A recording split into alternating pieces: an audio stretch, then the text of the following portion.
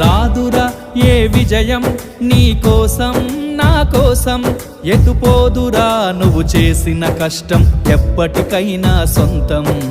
కాలంతో పయనించే వాడికి కానిది ఏముంది, సాధనతోనే సాధ్యమవ్వునని సదాశయంతో సాగర ముందుకు. రాదురా ఏ విజయం నీ కోసం నా కోసం, ఎటుపోదురా నువ్వు చేసిన కష్టం ఎప్పటికైనా సొంతం.